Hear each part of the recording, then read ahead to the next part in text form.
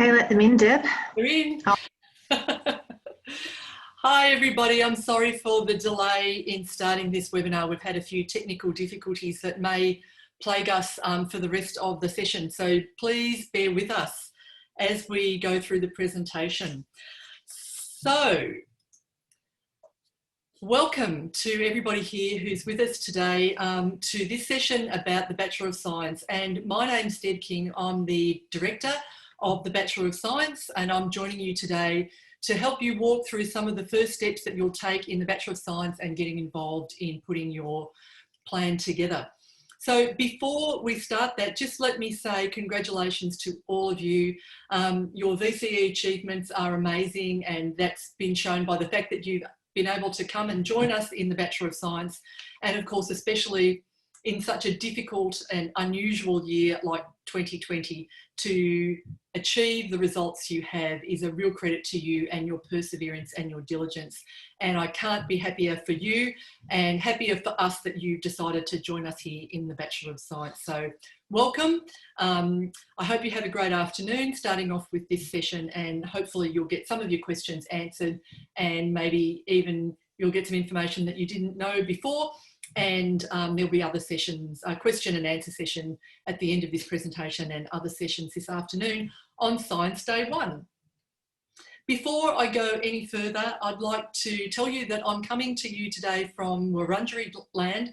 I'm doing this presentation from my home, and I would like to pay my respects to the traditional custodians of the land from which I'm coming to you from, and pay my respects to their elders past and present, and to extend that respect to any Aboriginal and Torres Strait Islander students that we have with us today. And I'd like you to think a bit about where the lands on which you're viewing this video from to as we join together in the Bachelor of Science community at the University of Melbourne. Now, normally this presentation is a bit of a celebration. It's on campus. We call it Science Day 1. It has a bit of a carnival atmosphere. Unfortunately, we're still not able to be doing that kind of thing with the COVID restrictions, but I'm hoping that really soon we'll get you all back on campus, and we'll celebrate that once we do that.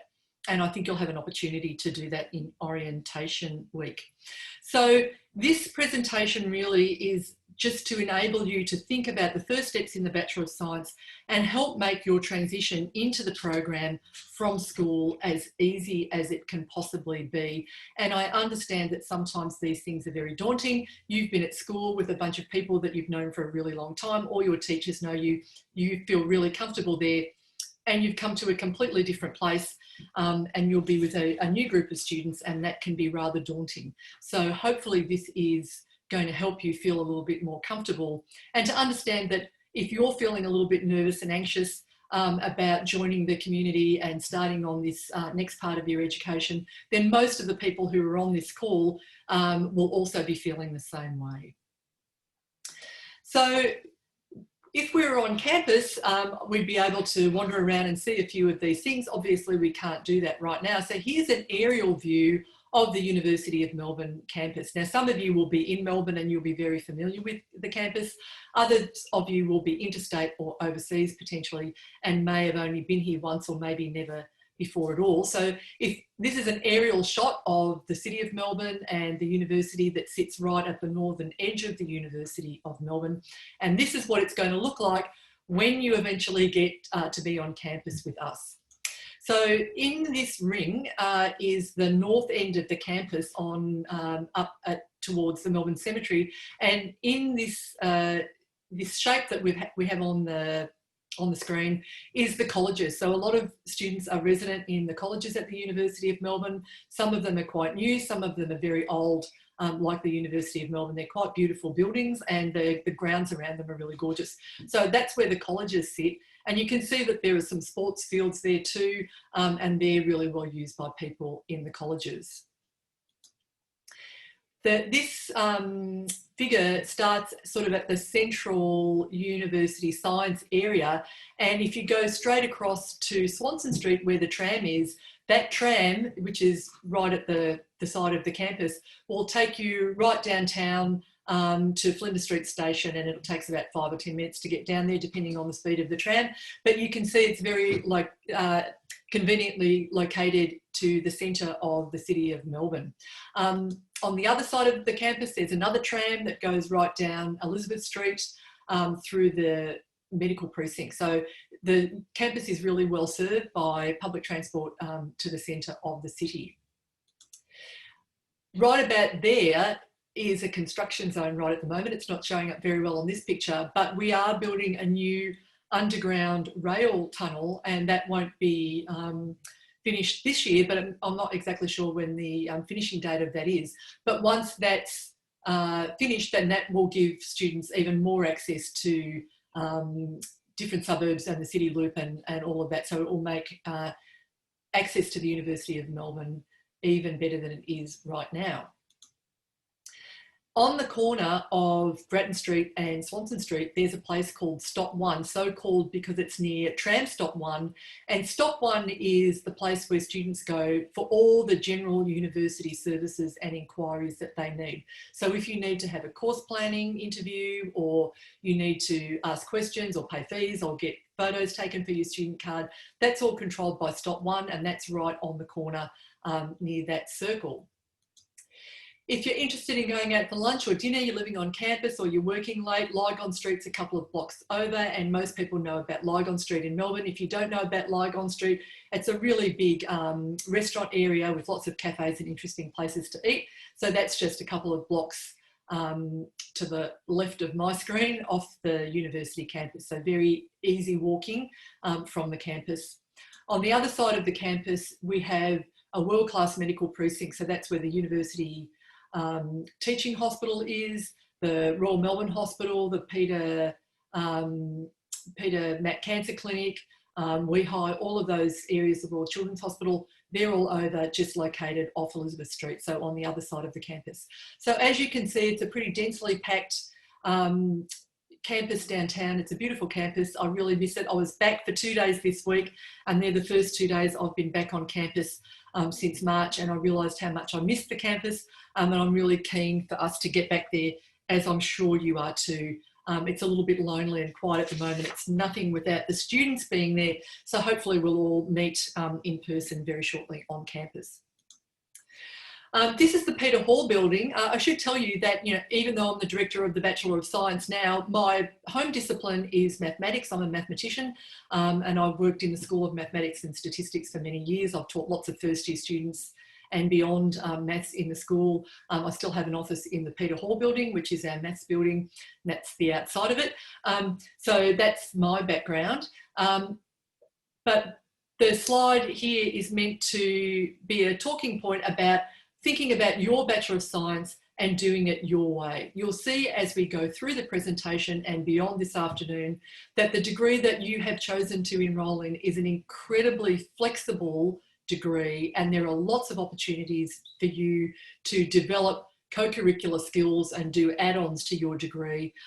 You don't have to do any of those things. You can do the normal off-the-shelf type degree if that's what you want to do, and that will be a perfectly fantastic degree, and it will, suit all your needs. But if you want to expand it in a number of ways, you can, and it's up to you. You're not compelled to do that, but if you want to do that, there's plenty of ways that you can get involved in all sorts of things, and we'll talk about those new experiences as we go through. But the point of this is to say it is not the Bachelor of Science, it's your Bachelor of Science, and you need to make of it what you want, and we'll give you lots of help along the way to be able to do that.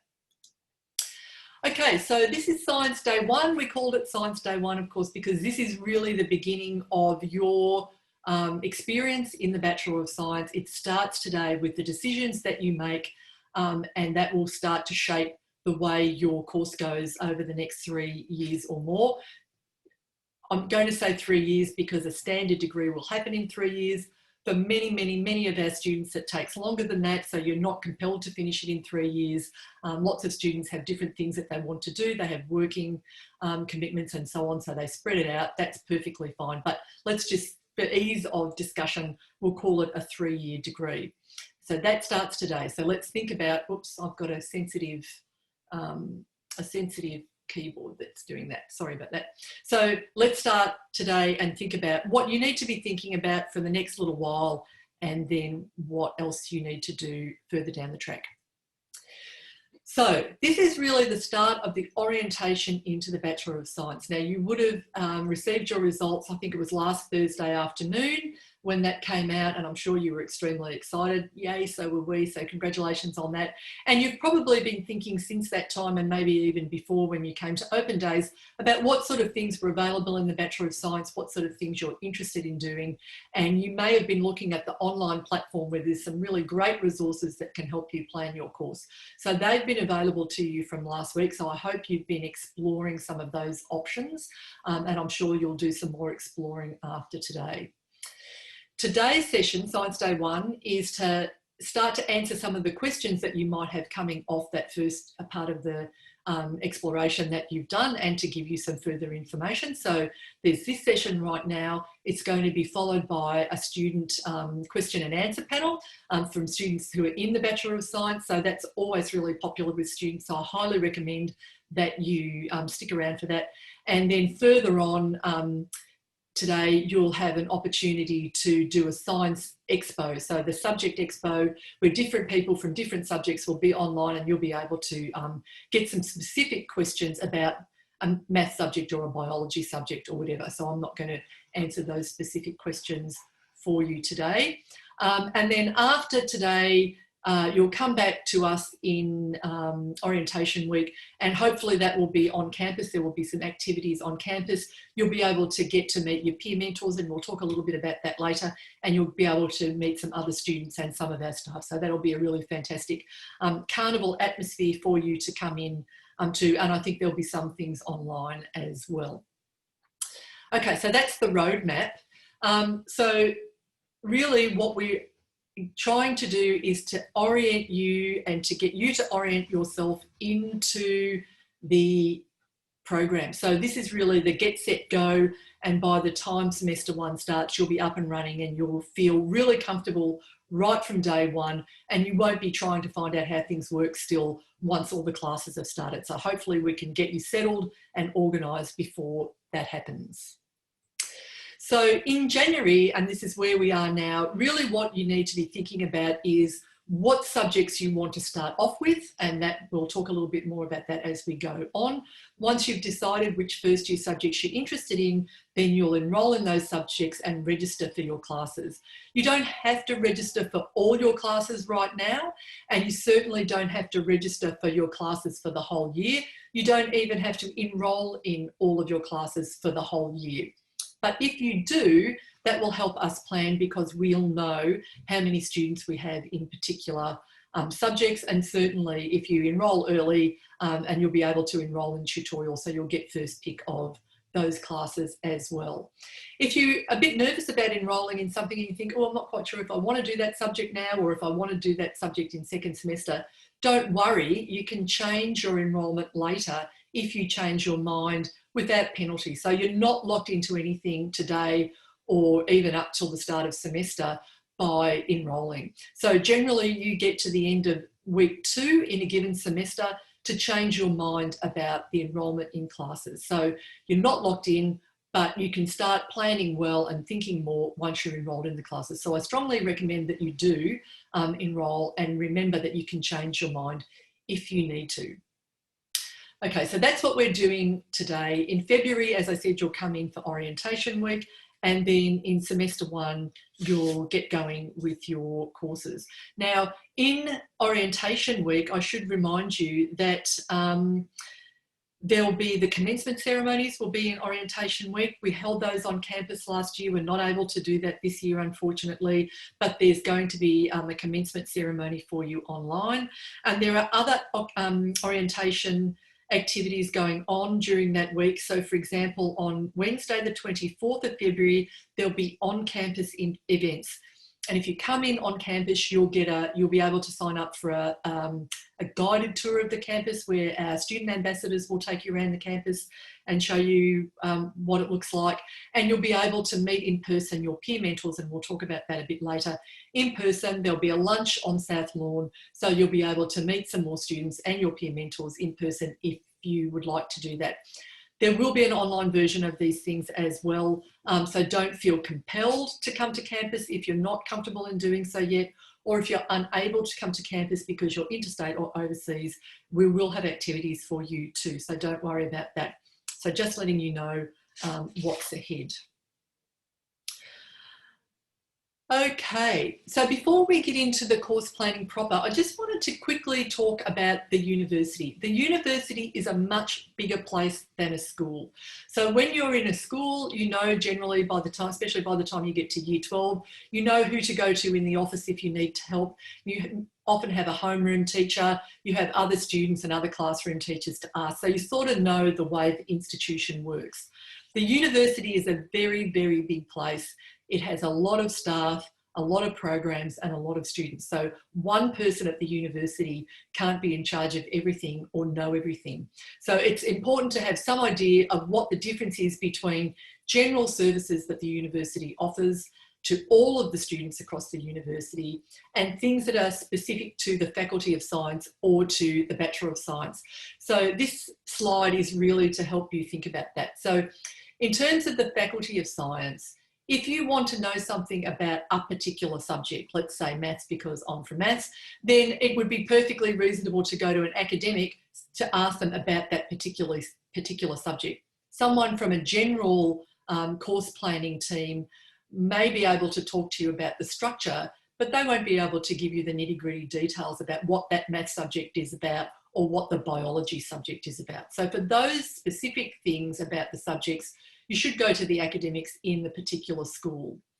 Things like the results of your exams, all of the assessment and the curriculum development all sits within the Faculty of Science. So that means the people who are teaching you and controlling the teaching of the things that you're studying within the Bachelor of Science. On the other side of the university, there are very general things, and most of those things come out of the place we call Stop 1, and I mentioned that to you before.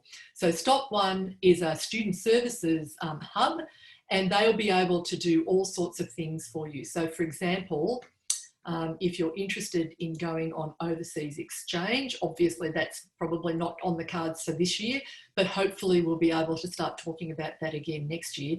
But Stop 1, that's a very general university program. So Stop 1 will be able to help you with what you need to think about if you're interested in going on exchange. Other things like course planning. If you want general course planning for your degree, the course planners at Stop 1 will be able to help to put that structure together. Or if you're interested in what sort of career might lead on from the degree, there are people there that can give you career advice and so on. Other things like academic skills, timetabling support also sit in Stop 1. If you had trouble with your enrolment, I'm not going to help you with your enrolment. That's a tech problem. And we have, 3,000 students in the Bachelor of Science, but the Stop 1 will be able to help you with those kinds of systems difficulties. If for some reason you become unwell over the course of your degree and you need medical help or psychological counselling, that Stop 1 can put you in touch with people and services that can help you do that. So all of those things that wrap around the curriculum sit within Stop 1. Okay, so I hope that gives you, it's not a perfect explanation that I've given you, but it gives you some kind of feel for what you should go to the school or the faculty for and what you should go to Stop 1 for in terms of getting the help that you need. Now, if you go to the wrong place, it doesn't mean that you won't get the help. It will just take longer to do that. So knowing who to go to in the first instance is just an efficient way of managing your progress. Okay, so let's get on to planning your Bachelor of Science. It's an amazing degree. I know you know that because that's why you chose it, but it's quite a lot to take in all at once. So we need to start thinking about what it all means and how you might put your degree together.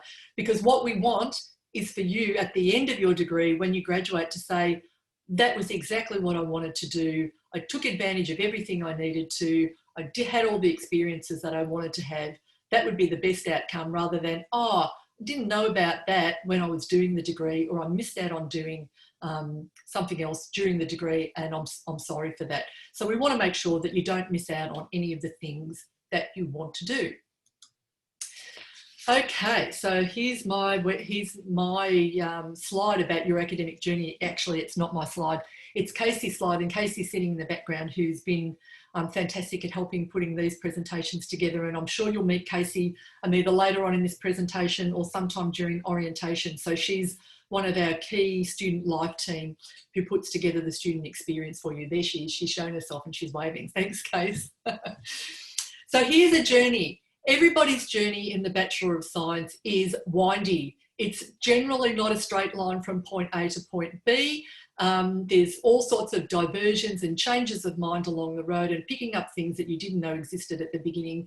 And that's fine. That's what makes the journey interesting. So don't feel like you have to know today exactly what you're going to do, when and how between now and the end of your degree. It's not going to play out like that for most people. What you really need to do now, or be thinking about now, is your first year subject selection. That's where you're going to start off, of course. So that is really important for you to think about what sort of things you're interested in doing. If you're a student who's coming with a graduate degree package, you might already know and be very fixed on what sort of endpoint you're trying to get to. So your subject selection might be a little bit easier than students who are tossing up between two different areas of study, or maybe are just completely interested in science across the board and have no preference really for one over the other. So needing to think about your first year subject selection, this will give you the foundational knowledge across a variety of disciplines that you will then build the rest of your degree on. So trying to keep your foundation subjects in your areas of interest, but quite broad, is a really good strategy, because that's going to help you keep all the options that you can open for as long as you can while you're making up your mind and exploring different ways of thinking about science. So try not to be narrow. Try to keep your subject options broad, with one eye on where you want to go to make sure that you're getting the right prerequisite study under your belt. If you're not quite sure what you want to do and you're really, really open, I strongly encourage you to try something that you don't know much about, because for very many of our students, they end up graduating with a major that they didn't think about when they first started at the university. In fact, sometimes they end up with a major that they didn't even know existed. So, for example, we have geography programs here at the University of Melbourne and earth sciences programs. Lots of students don't know what those subjects are about. So if you're interested in that kind of science, I strongly recommend that you take some time to explore something that you don't quite understand yet. It could be the thing that really drives your passion later on. Once you've been through your first year subjects, you'll start to refine your interests. So some things will be great and you'll really love them. Some things you'll be a little bit lukewarm about, and some things you won't like at all. That's human nature. Often students say, you know what, my main love is chemistry. I know I'm going to do chemistry. And within the first 3 weeks, they say, oh, chemistry is not the same at university as it was at school, but I love physics and I didn't like physics at school. And they switch their interests, or vice versa. So the point here is that science at the university is not like science at school. And so be prepared to let go of the things that you thought you loved in favour of your new passions that you find in science. Along first year, you'll start to refine your interests and you'll start to make choices, because in second year, when you do your second year subject selection, you'll really need to start thinking about what you're going to do in third year to make sure that you pick all the right prerequisite subjects that you need to for your major.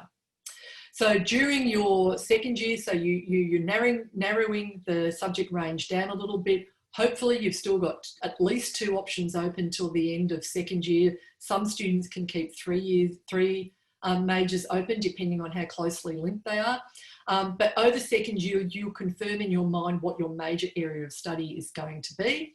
And then when you get into third year, you'll choose those subjects that will help you get your major. If you don't know what that is yet, we'll explain it in a minute.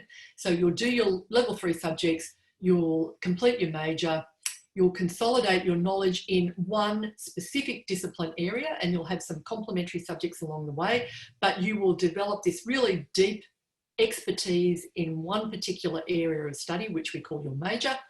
And then after that's done, you'll graduate. And then at that point, you'll decide whether you want to go on to further study or out into the workforce, maybe a combination of both.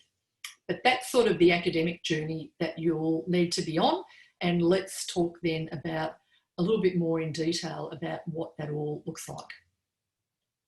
So I'm going to talk a little bit about the structure of the degree, because it's not super complicated, but there are choices that you have to make along the way. There's a lot of lingo that you need to understand. So understanding your course components is really important.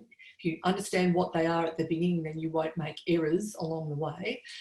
We'll talk about majors, we'll talk about first year requirements, and we'll talk a bit about breadth and co-curricular experiences. So that's the structure of your degree, and we're going to talk a little bit about that in more detail. So firstly, the Bachelor of Science course component. So we've set up the structure of the degree here, and we've set it up as a 3-year structure, and each one of these boxes represents a subject. So you can see in year 1, so this is, say if you went through and you did a full-time load in the very standard pattern, you passed all the subjects, you didn't go back and change your mind and do anything different, and you compacted it all into 3 years, this is what it would look like. It would look like a nice, neat 3-year box. Each one of those horizontal lines would be a semester, and you would do 4 subjects a semester. So you would do 8 subjects over your first year, 8 subjects over your second year, and 8 subjects over your third year, and then you'd graduate. But of course, it's probably not going to work like that quite for everybody. But let's break down what some of those things are in that picture. So the first thing is that a subject, every subject has a points value associated to it. And the points value in the Bachelor of Science, apart from one subject, is all standard 12.5 points. So every subject that you do and pass is worth 12.5 points, and that contributes to your total degree. To complete the degree, you need to take 24 subjects, and not just any 24 subjects. So we'll talk a little bit more about that as we go through. But you do need to complete 24 subjects, and so that totals to 300 points.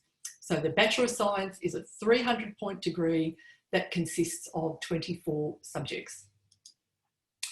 The level of a subject, if we did it in this neat way, the level of a subject would correspond to the year level that you are in. But when you start to get out of sync with the year level that you're in, then the subject level doesn't always work. So the level of a subject, if you look in the handbook, a subject code will have 4 alpha characters at the beginning, and then the first number will be a 1, 2, or 3, and that 1, 2, or 3 refers to the level of the subject. So level 1 subjects are meant for first year students, level 2 for second year students, and level 3 for third year students, and they build on each other. So level 3 subjects generally have some kind of level 2 requirement, and a level 2 subject generally has some kind of level 1 requirement. So that's what the level of a subject means. Doesn't necessarily correspond to that year level that you're in. A science elective is a subject that's a science subject within the Bachelor of Science. So we talk about science electives. So if you do a math subject or a biology subject or a geography subject, that's a subject that we call a science elective. And some of the science electives that you do will lead to your major. Others won't necessarily be linked to your major. They might be complementary to your major, or they might just be a subject that you're interested in along the way. But the science elective in general means a subject that's from the science discipline. A subject set is a grouping of generally 2 subjects at first year level.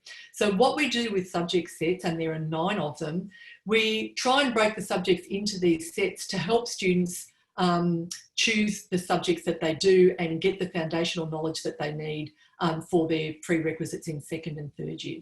So for example, a subject set might be a pair of math subjects or a pair of biology subjects. And if you've looked online at the videos that I talked about earlier, each of the 9 subject areas that will have a subject set are there, and there's a video from somebody in that area who's talking about the disciplinary area. So if you haven't seen those videos, strongly suggest you go and look at them. They're really terrific, and they give you a lot of information. So we You don't have to do subjects in pairs if you don't want to. You need to keep an eye on the prereqs. But if you just want to do one math subject and you don't need further maths, then that's perfectly fine. If you just want to do one physics subject and you're not going on to do anything else that requires physics, that's also perfectly fine. As I said, we just put them together to make choice a little bit easier. We expect students to do at least 2 subject sets or 2 areas of study in first year, and preferably 3. So the Bachelor of Science is broad and we want you to be thinking broadly. A breadth subject on the other side of the fence is not a science elective. So all students in the Bachelor of Science and other university degrees are required to take a certain amount of study outside of their disciplinary area. So students in the Bachelor of Science are required to take at least 50 points or 4 subjects outside of their science discipline. So that's a breadth subject. Some breadth subjects might just be subjects that other students from other degrees are doing. So for example, if you're interested in doing a language, that would be considered a breadth subject, and you would be in the Faculty of Arts with other art students doing a language subject with them, sitting in the same room with the art students doing that subject. We also have subjects called university breadth subjects, which are multidisciplinary subjects that any student from any degree can do. And generally, a university breadth subject would be looking at a big issue in the world, let's say climate change, and it would be looking at that issue from multiple perspectives. So you might see a bit of science in it, but you might also be seeing some social angles on climate change. You might be thinking about policy, you might be thinking about law. So thinking about an issue from multiple perspectives is a university breadth subject, and that contributes to your breadth component as well. The other 2 boxes there that say breadth or science elective can be used to be either a science elective or breadth. So as I said, you must do at least 50 points. That's true for all new generation degrees across the university. The other 2 boxes there can be chosen by you depending on your interest to be doing more breadth. So you could do 5 or 6 breadth subjects, or you could do the minimum of 4 and you could use those 2 spaces to do other science electives depending on what your interests are. So at least 4 breadth subjects, and then the option of 2 more if you want them. And then last but not least, at level 3, you'll be doing a major. Now a major consists of 4 subjects at level 3 in a particular area of study. And it doesn't mean that you've got free rein to choose those 4 subjects. Each major has its own structure. For some of our majors, they specify 4 particular subjects. So if you want to do major in area X, if you look in the handbook, it will say you need to do these 4 subjects.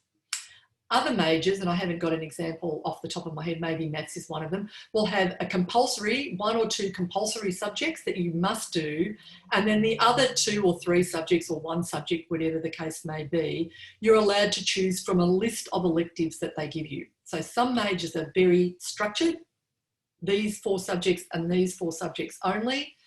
Other majors will have some compulsory subjects and some choice of the subjects that you can do to make up the major. So all of that's explained in the handbook. When you choose or are thinking about the major you might want to do, if you look in the handbook, it will tell you exactly what the structure for each one of those is. So around the language, there are also some course rules. So let's just think about what those course rules are. So in the first instance, there are some restrictions that you need to be aware of on level 1 subjects.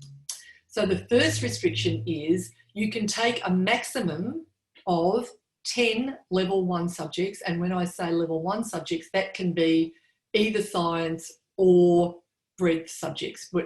However you make up your level 1 subjects, you can take up to a maximum of 10. The standard number of subjects is 8. I would not recommend you saying, well, I'm going to max out my level 1 points and I'm going to take 10 subjects because I'm really interested in all of these 10 subjects straight up front, because what can happen, and happens to many students when they do that, is they get into second year, they change their area of interest, they realise they haven't got a level 1 subject that they need as a prerequisite. They try to go backwards and they can't take that subject because they've already used up their maximum level 1 allowance.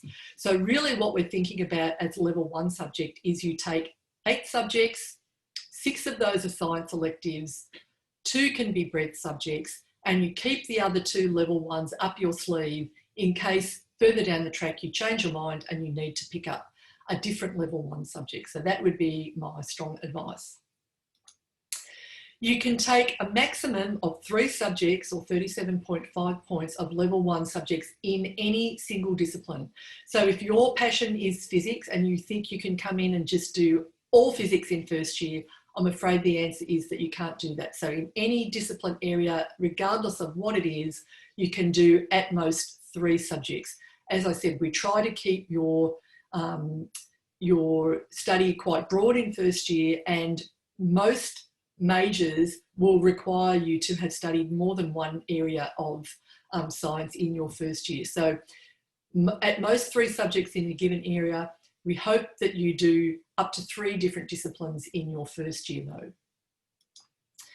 And there's also, in terms of your breadth, there's a maximum of 3 level 1 breadth subjects. So you can take 2 level 1 breadth subjects. If you want to take another level 1 breadth subject, you can, but at some point down the track, you're going to have to take a breadth subject, at least one, that is level 2 or level 3. I don't think that that's a problem. I'd recommend taking 2 level 1 breadth, and taking 2 level 2 breadth is a good idea, or maybe a level 3 breadth if you're interested in a language. That will give you a sequence across the different levels of your breadth study.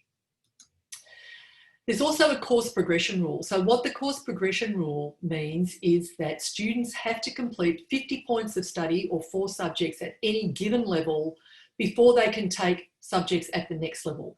So that means that even though you might have done all the level 1 physics that you need, if that's the only level 1 subjects that you've done, then you will not be able to take level 2 physics until you've made up that 4 subject grouping at level 1. The reason is that, and you probably don't realise it at the time, but you will when you look back, you gain a lot of experience and sophistication and study skill in being at one level. And as you go up from level 1 to level 2 to level 3, the demands of those subjects are higher. And so we really want you to be really well equipped at one level before you go on to the next. So that means if you're coming in first semester, you'll be choosing level 1 subjects only. You haven't done 50 points yet, so you can't pick any level 2 subjects at this point in time. There's one caveat to that rule. If you're a student who's done the extension program at school, you may be able to pick up a level 2 subject in certain circumstances, and you can get some advice from people this afternoon if you're in that situation. And the other rule that you need to be aware of in the course is that every student must complete a major. You can't take out a Bachelor of Science until you've completed one of the majors that we offer. So they're the sort of course rules that wrap around the subject selection. Okay, so I've talked a bit about what a major is. So let's think about what that really means. And I've got an example here, and the major I'm looking at is data science. So as I said, the rule about a major is it's 4 level 3 subjects, so 4 subjects at level 3, totaling to 50 points. So that's what makes up a major in a specific area. So if you're thinking about data science, then these are the 4 subjects that you would be required to do. And you can see those arrows mean that there's a prerequisite. So if you look at linear statistical models, you would need to do that subject before you did modern applied statistics or applied data science, because it's a prerequisite. So that's what those arrows mean. So they would be the 4 subjects that you would do at 3rd year. And this would provide a really deep understanding of the area of data science. So you do some computing, you do some statistics and so on.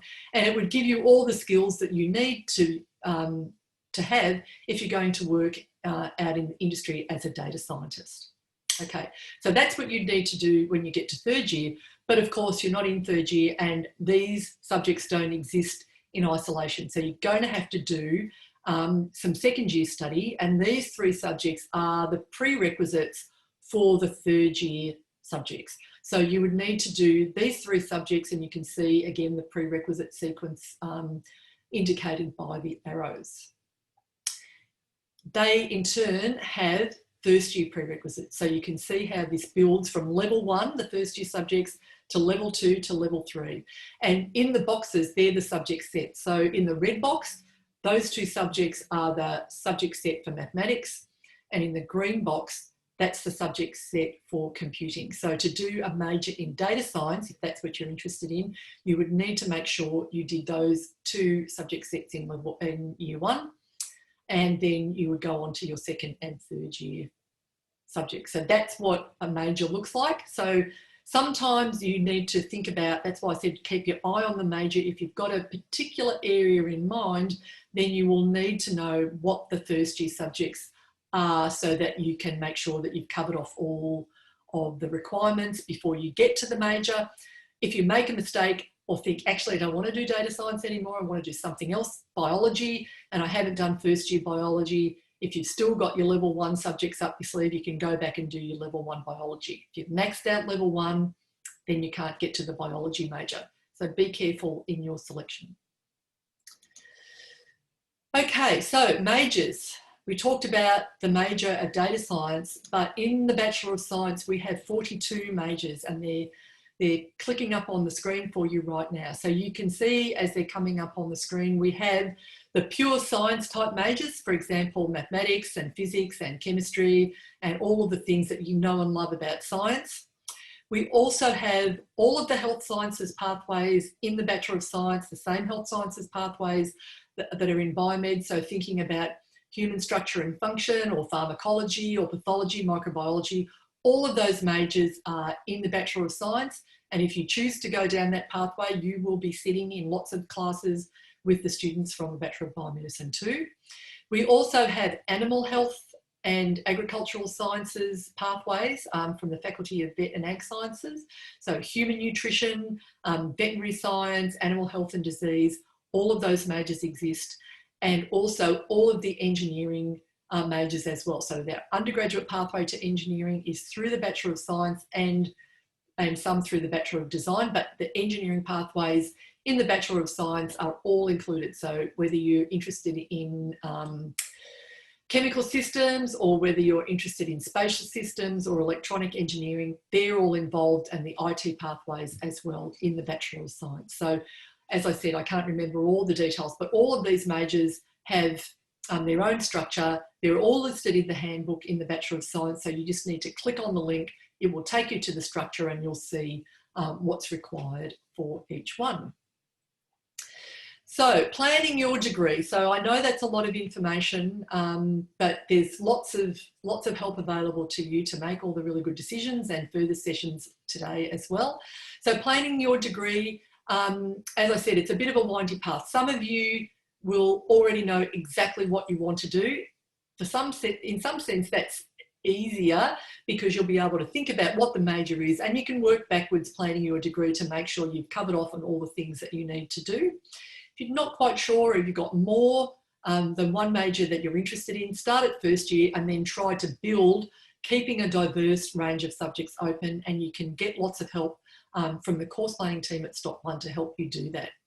So whether you're goal-oriented, plan backwards, or exploratory, build forwards, or a bit of both, there's lots of help along the way to help you plan your course. What you should be doing, though, is at the end of every semester, review your plan, make sure your direction is still the way it was before. If it's changed, you're going to need to rethink your plan and make sure you update that along the way. And that's the best way of not getting stuck by boxing yourself into a place that you can't do what you need to do next, or not fulfilling the course requirements. So have a look every semester just to make sure you're still on track. Oops, sorry. Okay, so we're going to finish this section with an example of a real life student's course plan. So here's a student who we'll call Ray, and this was the course plan that she put together.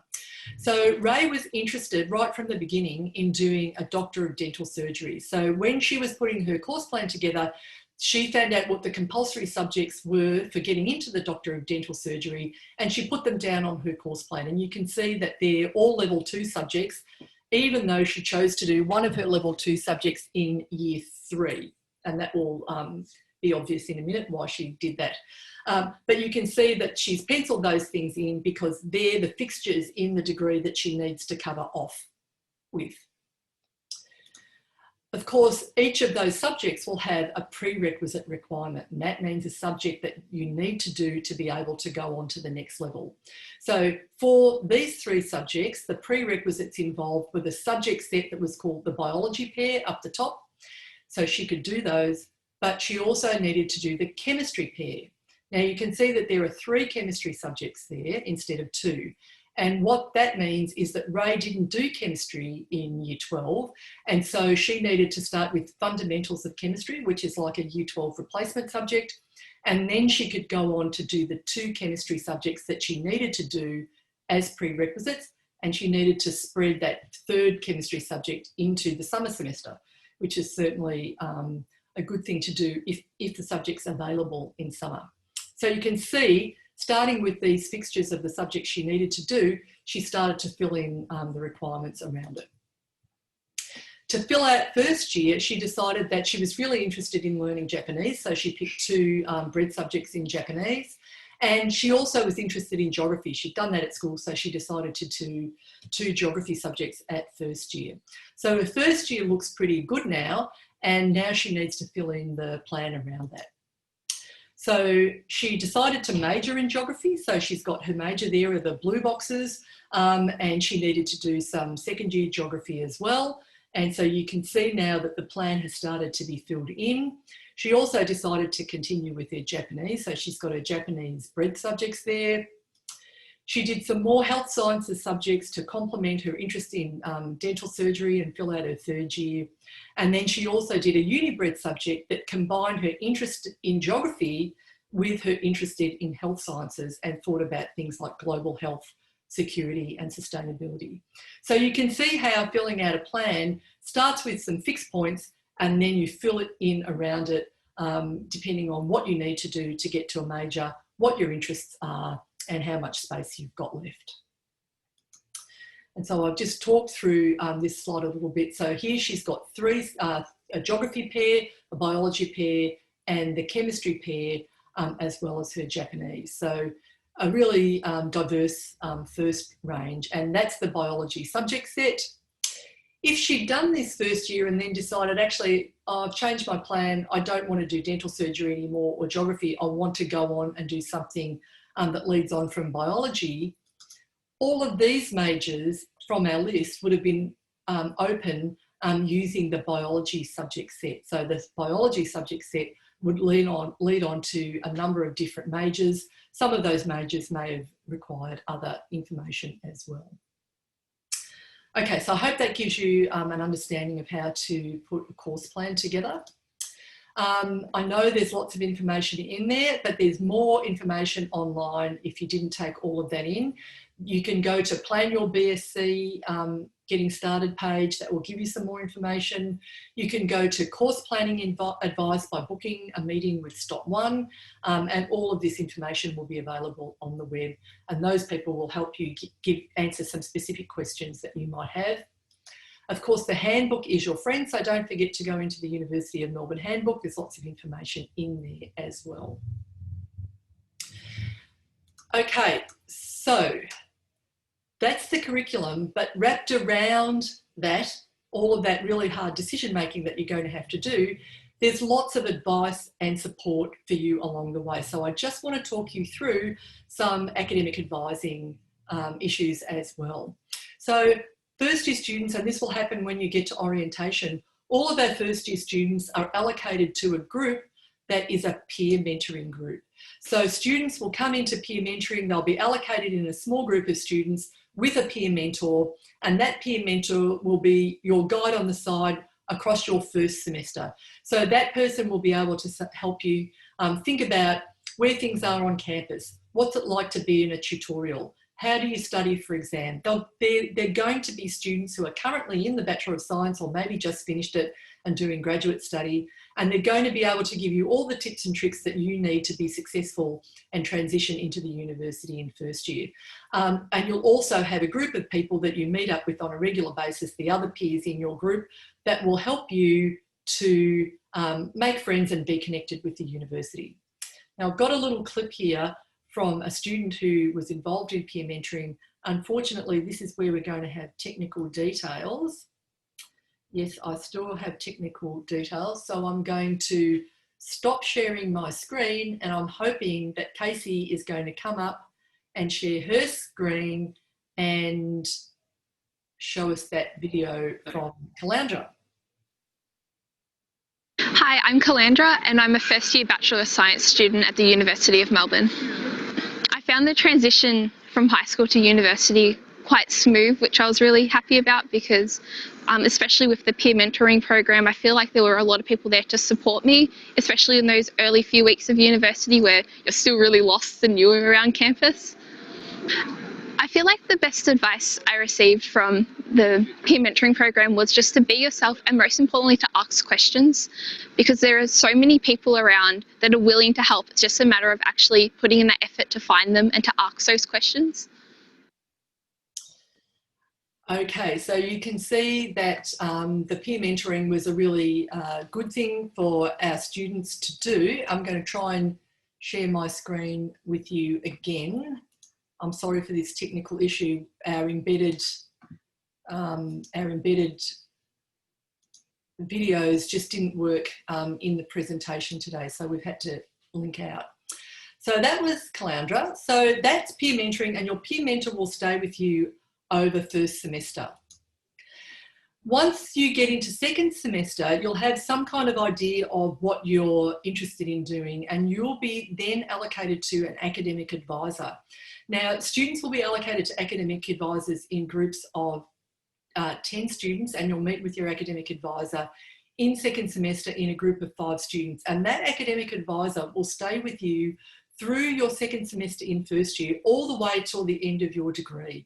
And the reason that we're giving you an academic advisor is not so that you have someone who can tell you just about chemistry if that's your interest, or just about physics if that's your interest.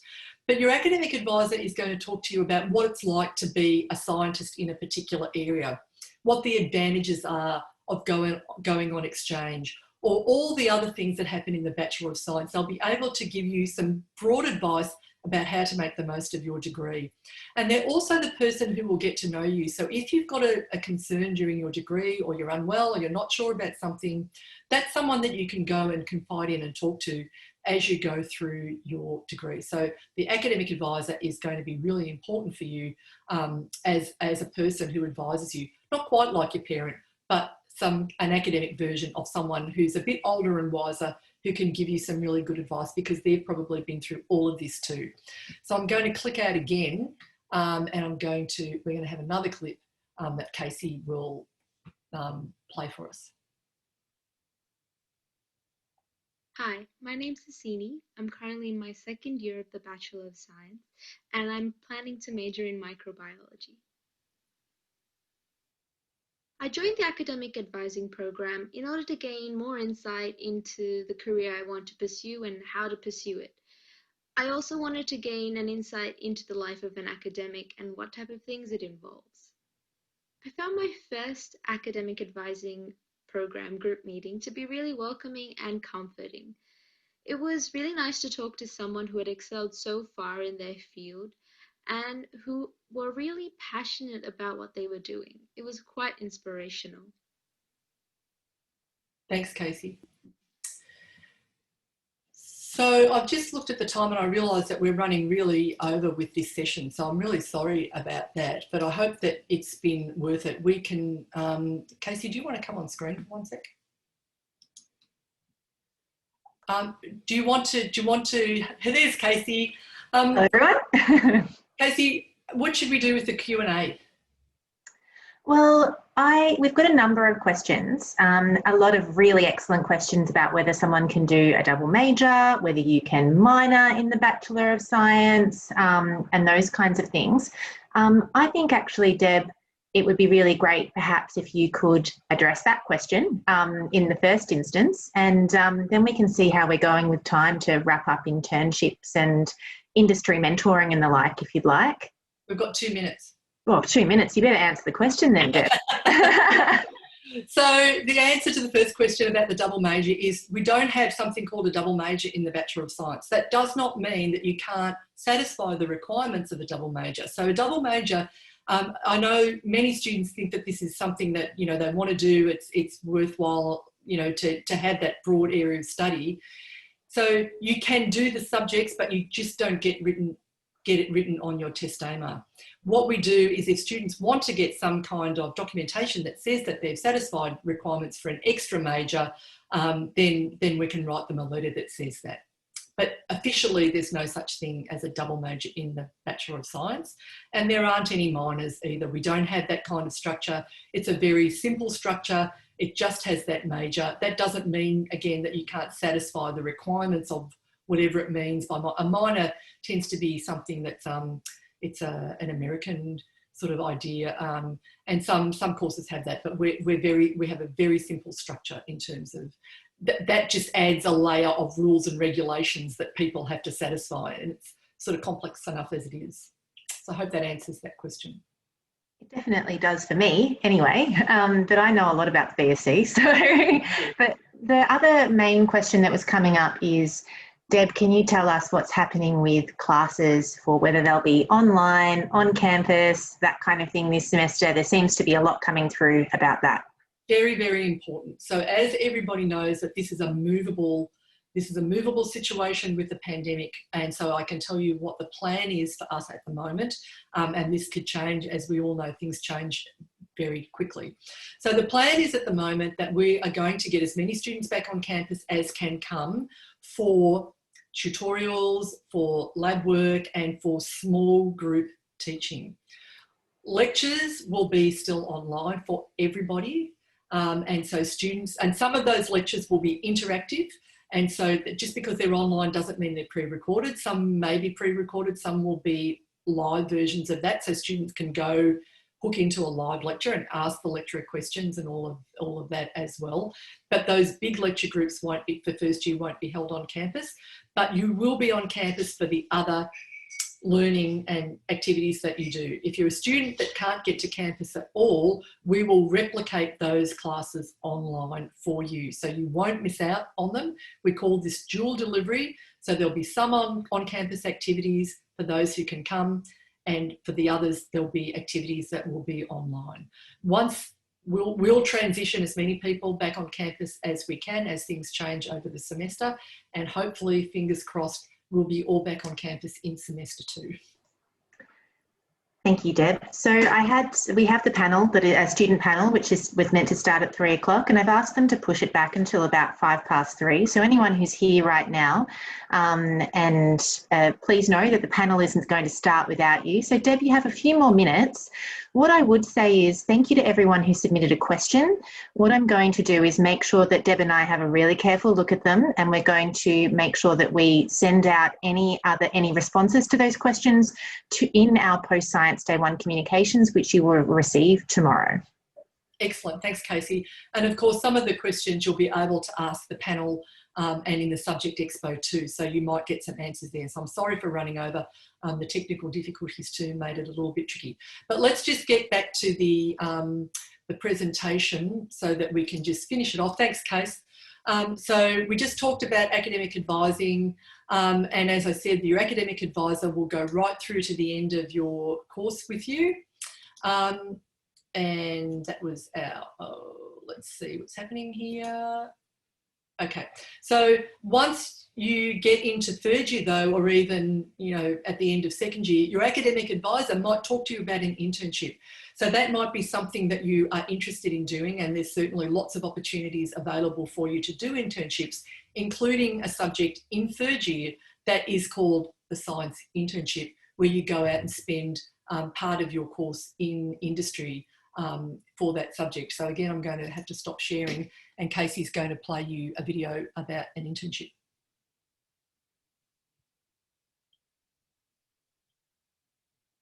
My name's Claire Fitzpatrick. I'm a graduate environmental scientist at ACOM, and I studied a Bachelor of Science, majoring in chemistry, and then a Bachelor of Science Honours, also majoring in chemistry at the University of Melbourne. So one thing that I found the internship was really helpful for me was working out whether that industry was somewhere I actually wanted to be. I just felt like there were so many different roads I could go down with a Bachelor of Science in chemistry, like food tech or research, materials design, drug design, environmental science. And doing the internship really helped me to work out that it was what I wanted to do. Excellent. Thanks, Case.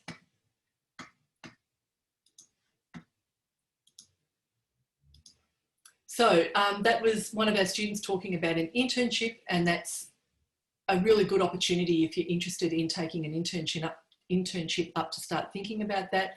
And then the last piece of the puzzle, is industry mentoring. So by the time you get to third year, you might be thinking about, do I want to go into research? Do I want to go out into industry? I wonder what industry's like. How can I find out more about that so I can make up my mind? And we have an industry mentoring program where we can pair students up with someone in either an alumni from the Bachelor of Science or another industry person who's connected with the university, and they'll be able to talk to you authentically about what it's like to work in that industry. And again, Casey's going to show you a video of one of our students talking about industry mentoring. So my name is Rachel Hart. I'm taking a Bachelor of Science and my major is in Ecology and Evolutionary Biology. Initially, I signed up for the STEM industry mentoring program because I wanted to have an idea of what different industries look like, what was required in different jobs, and what the day-to-day life would be like in different jobs and in different roles and for different companies. But another motivation I had for participating was to practice my professional development skills because I had no idea how to go about that. And I wanted to start building a professional network. Excellent.